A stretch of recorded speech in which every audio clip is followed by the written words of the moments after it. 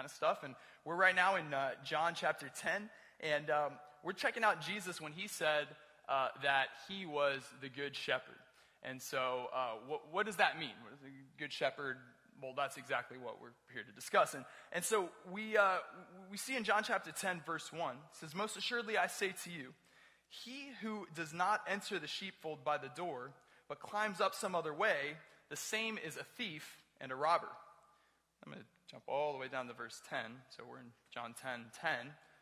"The thief does not come except to steal and to kill and to destroy. I have come that they may have life, and that they may have it more abundantly." And then, there it is, and the money is in verse 11. "I am the good shepherd, and the good shepherd gives his life for the sheep. But a hireling, he who is not the shepherd, one who does not own the sheep, sees the wolf coming and leaves the sheep and flees. And the wolf catches the sheep and scatters them. The hireling flees because he's a hireling and doesn't care about the sheep. I am the good shepherd, and I know my sheep, and I am known by my own." What is the good shepherd? Well, he has at least three roles as far as we can see. He here is the protector. He's got a protective role, a directive and guiding role, and quite an expensive role, as we'll see.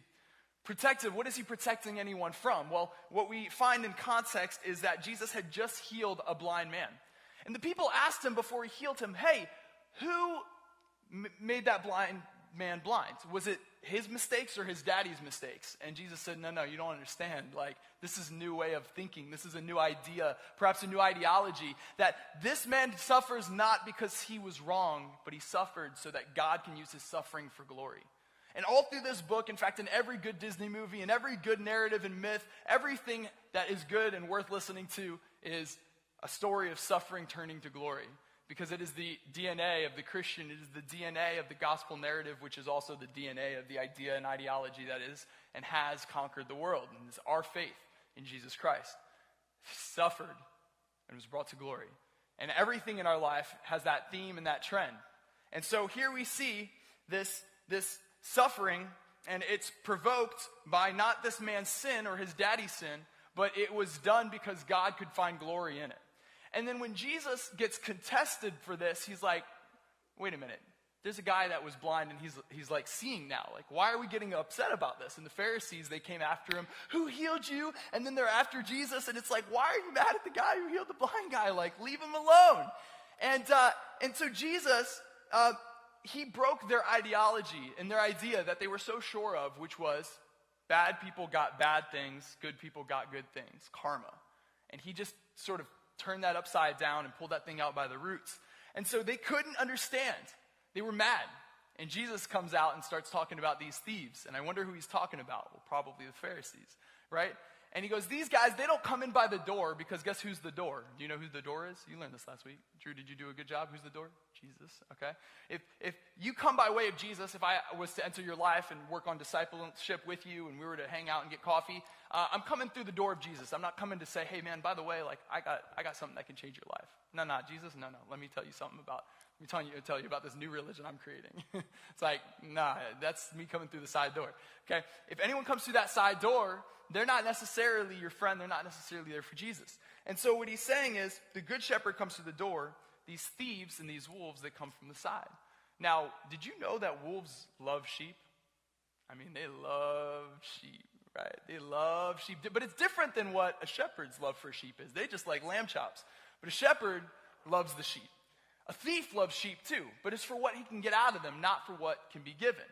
And so when Jesus says, I'm here to protect you from the thieves and the wolves, he literally did that by laying his life down, proving his idea was legit by raising from the dead and stamping that thing with blood and reality and miracle and saying, this is something worth living for, not what the Pharisees have been pitching to you this whole time. I had the privilege of taking care of some sheep. We got a picture of this in Brazil. I'm Brazilian. And so for a week period of time, we, like me and a group of like 14 students, we took care of sheep to kind of apply some sort of some real Bible lessons to real life. And it was a miserable time. And the reason it was miserable was, well, for one, our sleeping arrangements were a little whack. What we had to do was we were given a rope, all of us students with all of our sheep. Is there a picture of me and my sheep here? It might just, in case you don't believe me, but we'll figure it out. There he is. There's Mammoth. There's a much younger version of me.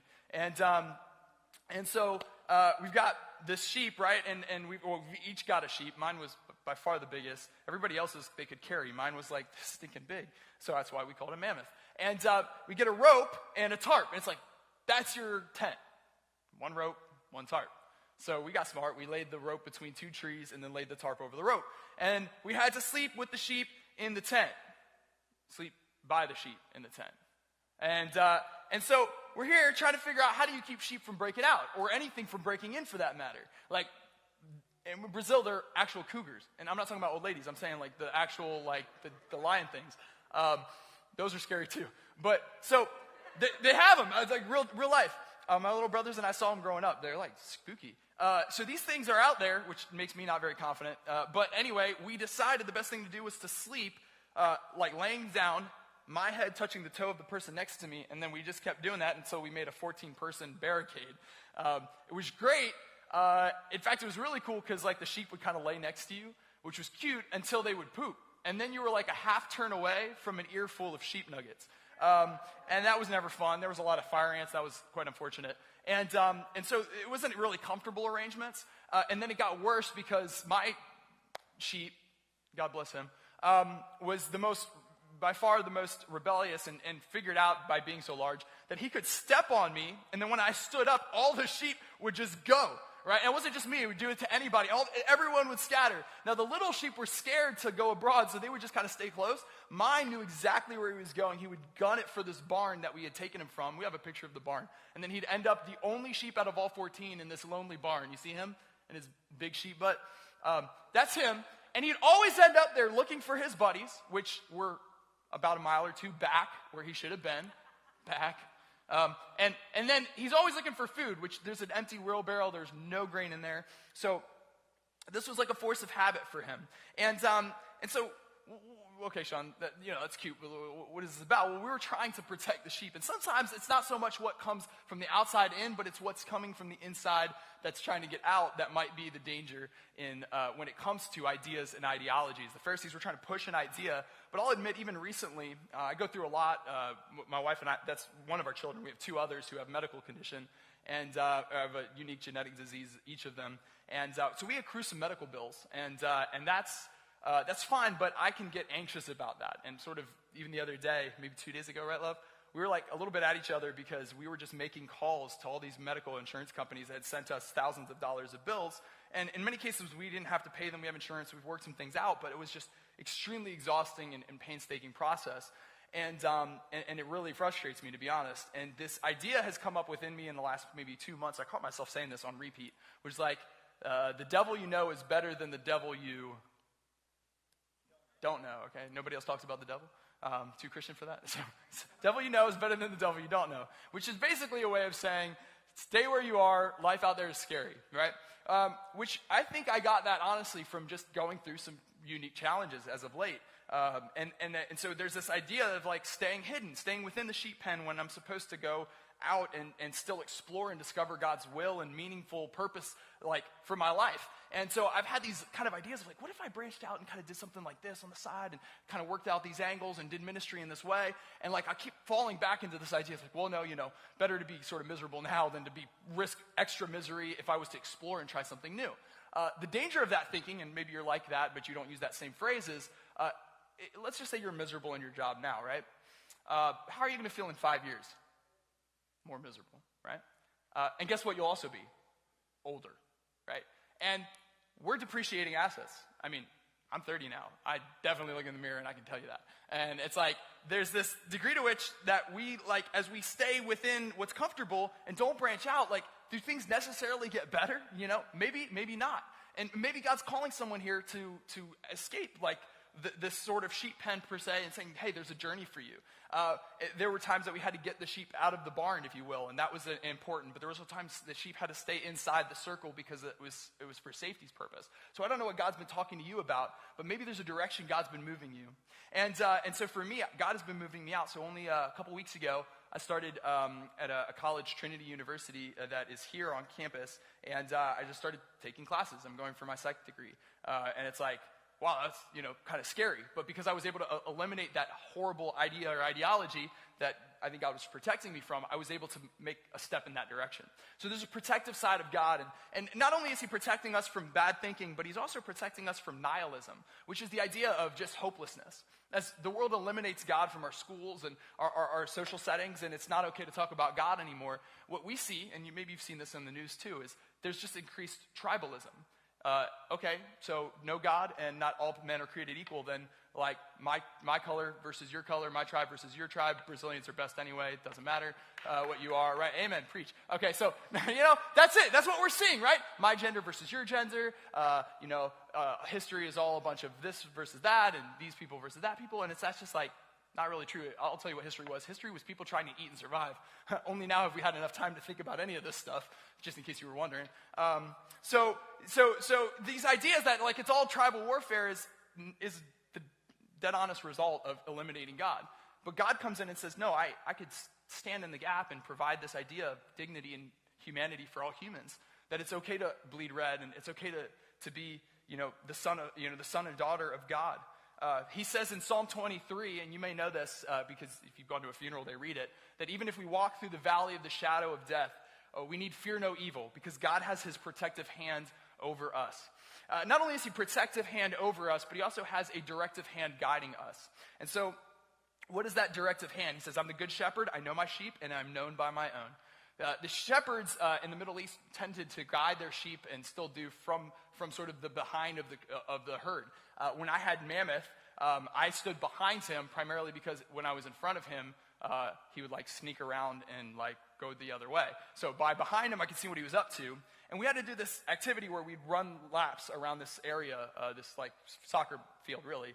And I had a rod, and in case you ever wanted to know how to use a rod with a sheep, every time Mammoth would look in a direction, it was always in the direction of that stinking barn he would run to every night.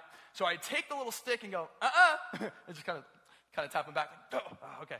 And he would keep doing that. And one time he almost went for a full dart, and I really corrected him and sort of got him back on track, and it was the goal. Now if I missed or swung and missed and I couldn't get him, he was gone. The whole thing was just to keep him sort of correctively directed on the direction we were going. What he didn't know is if he would just master this thing, which was just to follow my lead, I would literally have gotten to let him go.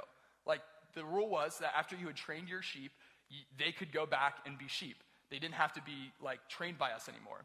All I was requiring was this one idea, that he would learn to respond to his name, Mammoth. Maybe he didn't like the name, that's why he resisted me. And then could just walk a lap with direction.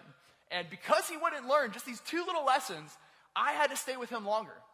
Have you experienced that with God, where he's just on you about something, and it's just like, and you may be going, well, I'm not a Christian, so I don't have to worry about that. You know what that is. Okay, you have a conscience, right? You don't have to have this profound theology to know that God can be on you about something, or you have to at least be on you about something. I mean, the world is a worse place because there's just those two or three things that you and I do that we know better. And I don't have to convince you why it's right or wrong, and you don't have to trip yourself out over, well, I mean, if I don't believe in God, then there's technically nothing wrong with it. Okay, let's just talk about you that has to go to sleep with you at night, right? Okay? We all know there's some certain things that God wants to deal with us on. And if he's being directive, maybe freedom is within the direction, right? Like my daughter, our complex has a pool and a fence around the pool. And so there's this area, this corridor between the pool and the fence that she can just while out in if she wants to. And so, and we're cool with that, right? But the minute she gets close to the pool, what am I doing? Luana.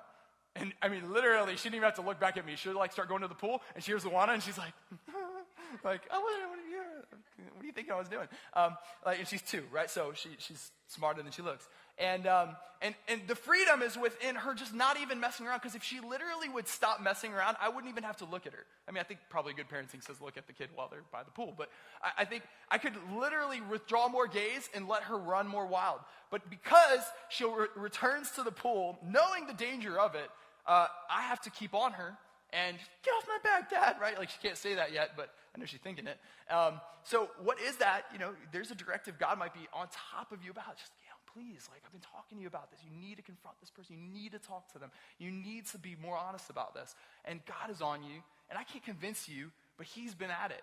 And if you would just be open to that idea, maybe he has an incredible corridor for you to play in. This is a dynamic psychology discovered. I think I've shared it in this setting before, is that like kids in a playground that actually has a fence thrive. Kids in playgrounds that don't have fences stay in the very center of the playground. Put up a fence, they explore the edges, the rim, the perimeter, try to climb the fence, try to see if they can throw their kid over the fence. Like, they try to do everything, but they explore their territory. There is safety in obedience, even though people say, oh, this whole Jesus thing, it's all rules. Like, okay, well, like, give me a version of life that works where there aren't rules, right? Because I'm not allowed to just break the law, right? There are rules. So there's a degree to which we follow rules. And not only that, but we also find this God who is, not only is he directive, so he's got that protective hand, that directive hand behind us. We're going to explore the idea of him having paid an expensive price. And Jesus, literally, when I said I laid down my life next to the sheep, I was sleeping, right? But Jesus literally, had signed, sealed, in blood and delivered his body. He died. And what was that for? But for grace. To be able to say to you, look, come to me, all you who are weary, come to me when you've messed up, and I will extend this grace to you. And the power of grace is, for the sheep, it's exploratory. The fact that I forgave my sheep every time he ran to the stinking barn at night, and I still allowed him to have freedom. I never maintained the leash on him. He experienced this power and freedom with which he could do whatever he wanted. And that's the same for us. You can run around and run amok with your grace. It's not what it was meant for. It's not safe to do, but you have done it and I've done it, and we know how to play the game. But it's not a fun game, right? I did not love being in church, thinking about the club, and being in the club thinking about church. Mostly guilt thinking about church, right? It's not a place to be. And when God says don't do that, don't play that game, trying to be in both places at once, he's not trying to make rules. He's trying to say it's not even fun to do that. He's trying to free you up from that and say that's a horrible way to live. Just throw that out. He even says, why don't you just be cold instead? Get away from me if that's where you need to go, but just don't put yourself in a horrible position, because he loves his kids and he doesn't want to see us miserable. A good parent knows when to pull back and say, oh, it hurts my heart, but what do you got to do? Come back when you're done. Right? That's the father in the prodigal son story.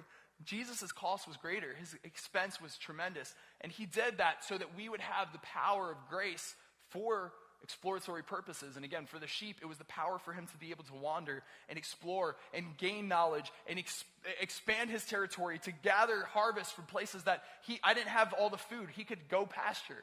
But because he would not behave or obey, and because he'd run off to the barn, I had to remain much closer on top of him and made him feel more restricted. And so, what does that mean? Okay, well, thanks, John, that's great. No, really, that's amazing.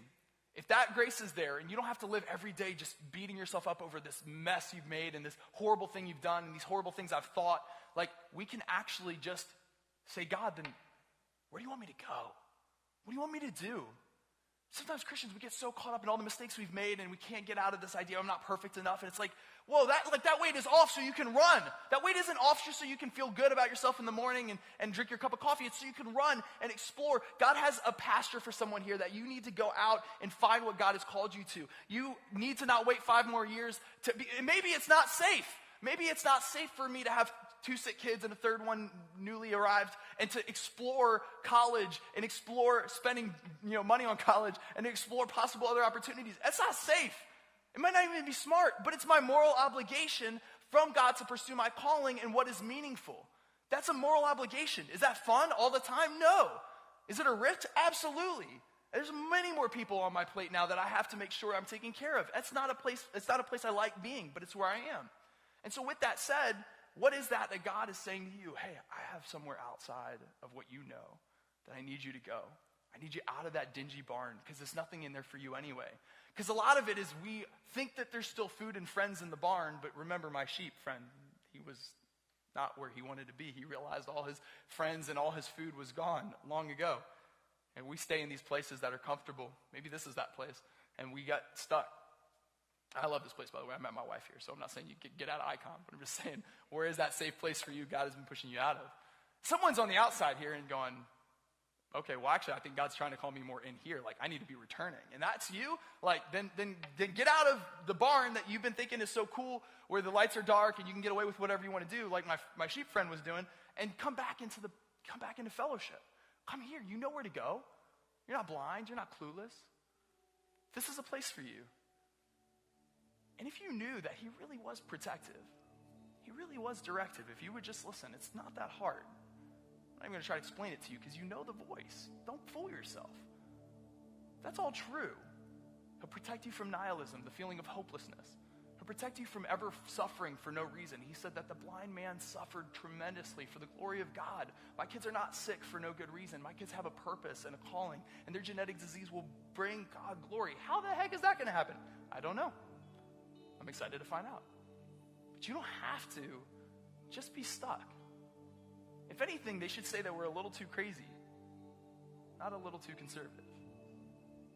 But who knows what he's telling you to do. So what we're going to do now is, if you've been here, you know the process. You have a group, and so you can exit in that direction, and you'll go to the group that you know. And then if you're new here, that's great. So is my wife. So you come